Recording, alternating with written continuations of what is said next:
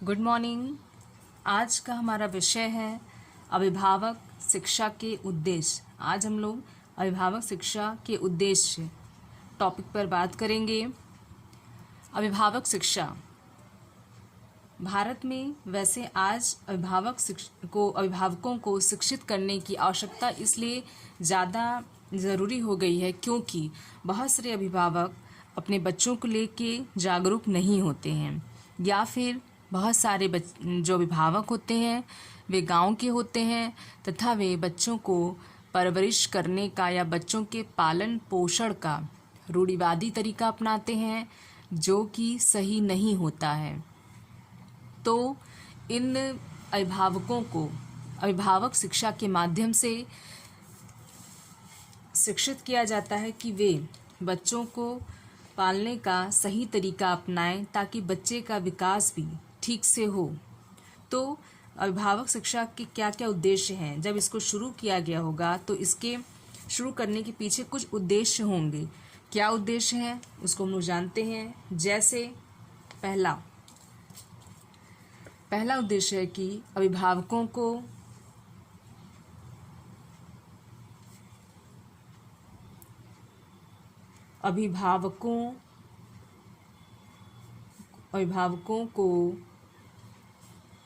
बाल विकास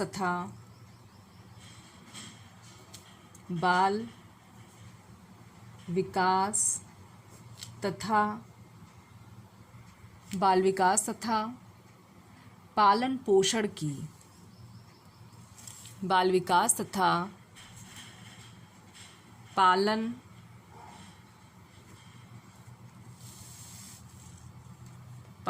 पोषण की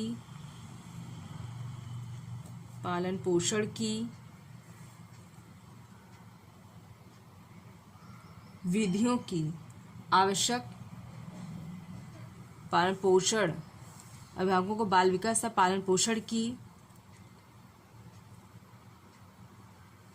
नवीनतम विधियों की जानकारी देना।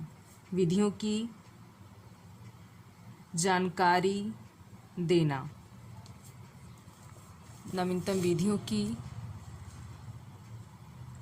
जानकारी देना। इसमें बताया गया है कि जो अभिभावक शिक्षा है उसके शुरू करने के पीछे उद्देश्य ये था कि जो अभिभावक रूढ़िवादी विचारधारा के हैं उनके उस रूढ़िवादी विचारधारा को बदलना, उनकी मानसिकता को चेंज करना।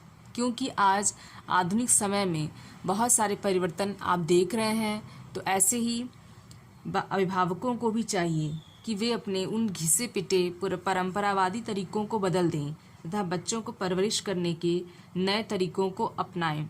जैसे पहले का जो पुराना या परंपरावादी तरीका था, तानाशाही वाला तरीका है, इसमें माता पिता बच्चों के ऊपर अपनी चीज़ें थोपते हैं। वे बच्चों से कभी पूछते नहीं है कि उन्हें क्या पसंद है, बल्कि उनकी जो इच्छा होती है वो बच्चे को ज़बरदस्ती विषय दिलवा देते हैं और कभी बच्चे से पूछते भी नहीं हैं कि तुम्हारी उस विषय में रुचि है या नहीं।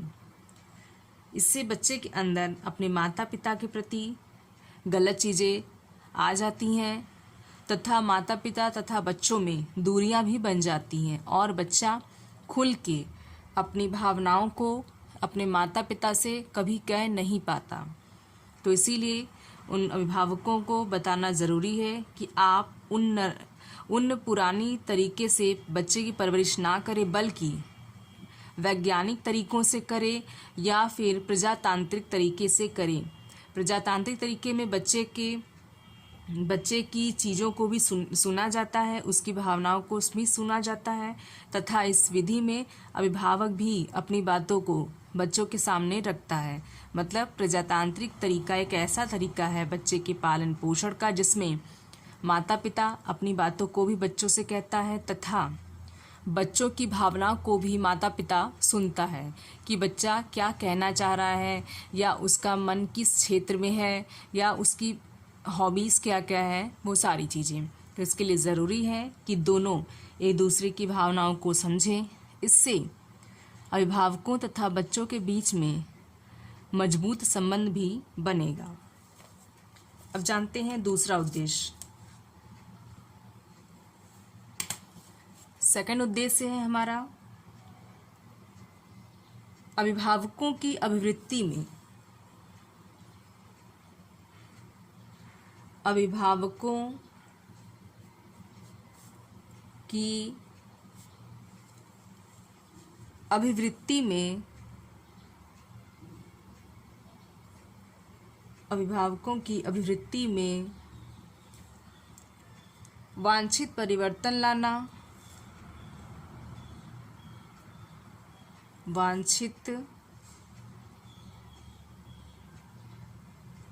परिवर्तन लाना,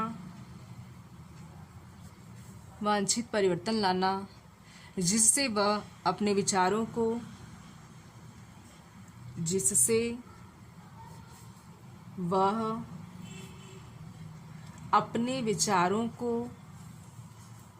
अपने विचारों को बच्चों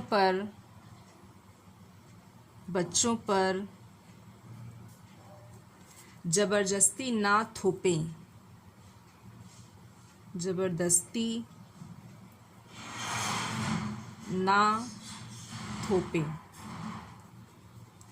इसमें बताया गया है कि अभिभावकों के विचारों को यहाँ बदलने का प्रयास अभिभावक शिक्षा के माध्यम से किया जाता है, लेकिन उनके विचारों में हमें वांछित परिवर्तन लाना है।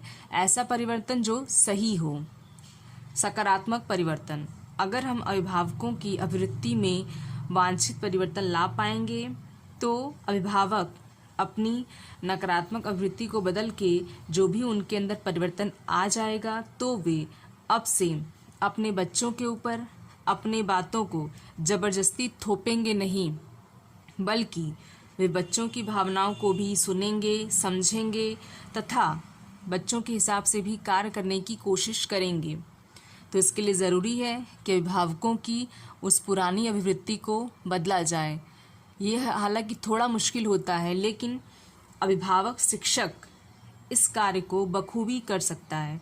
उनका यही कार्य होता है कि वे अभिभावकों को इस तरीके से मोटिवेट करे, इस तरीके से कन्विंस करे कि वो अभिभावक अपनी उस पुरानी परंपरावादी जो पालन पोषण के तरीके हैं उनको छोड़ दे और वैज्ञानिक तरीके से बच्चे का पालन पोषण करे, जिससे माता पिता तथा बच्चे के बीच में संबंध मजबूत बना रहेगा।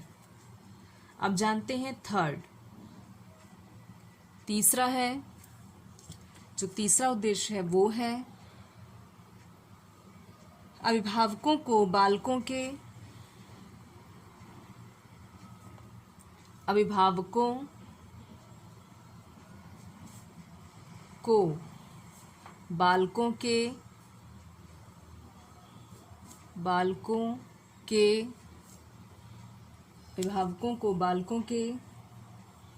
पोषण तथा उत्तम स्वास्थ्य की जानकारी, बालकों के पोषण तथा उत्तम स्वास्थ्य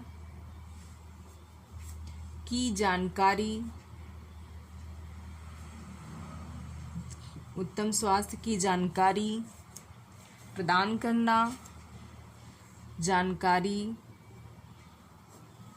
प्रदान करना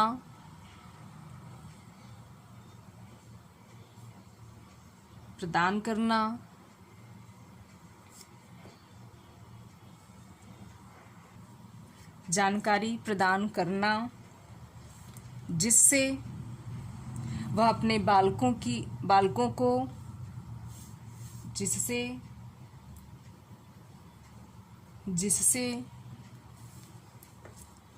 वह अपने बालकों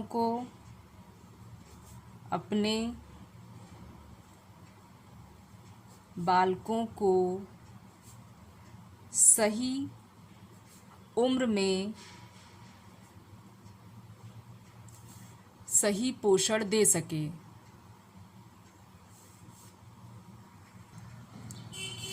उम्र में सही पोषण दे सके। यह बताया गया है कि जो पेरेंट्स होते हैं या अभिभावक होते हैं, उनको इस अभिभावक शिक्षा कार्यक्रम के द्वारा बच्चे को किस उम्र में किस तरीके का पोषण या पौष्टिक चीज़ें देनी चाहिए ताकि बच्चे का विकास सही से हो, इसकी जानकारी इन अभिभावकों को दी जाती है। और बच्चे के स्वास्थ्य को कैसे उत्तम बनाया जाए, बच्चे को कैसे स्वस्थ रखा जाए, इन सभी चीज़ों की जानकारी अभिभावक शिक्षा के माध्यम से अभिभावकों को दी जाती है ताकि जो पेरेंट्स होते हैं वो सही समय पर बच्चे को उचित पोषण देकर उनके स्वास्थ्य को सुधार सके तथा बच्चे के आने वाले भविष्य को अभी से सही कर सके। क्योंकि अगर बच्चे को सही पोषण नहीं मिलेगा तो उसके ब्रेन का विकास भी ठीक से नहीं हो पाएगा तथा बच्चा बड़ा तो हो जाएगा लेकिन बच्चा शरीर से बहुत कमज़ोर होगा। तो ये ध्यान देने वाली बात है कि बच्चे के दिमाग के साथ साथ उसके शरीर का भी विकास हो। इसके लिए उसे सही उम्र में सही भोजन देने की आवश्यकता है। लेकिन इसकी जानकारी अगर माता पिता को नहीं होती है तो वे सही भोजन बच्चे को नहीं दे पाते हैं। तो अभिभावक शिक्षा के द्वारा अभिभावकों को इन चीज़ों की जानकारी दी जाती है। अब आइए जानते हैं कि चौथा क्या उद्देश्य है। अभिभावक शिक्षा का जो चौथा उद्देश्य है वह है कि अभिभावकों को बालकों की अभिभावकों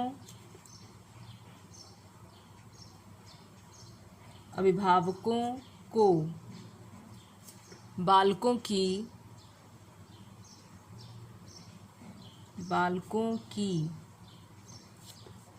व्यवहारगत समस्याओं से अवगत कराना, व्यवहारगत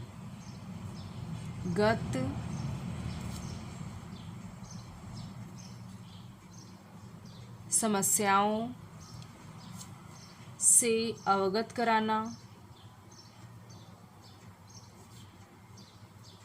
कराना ताकि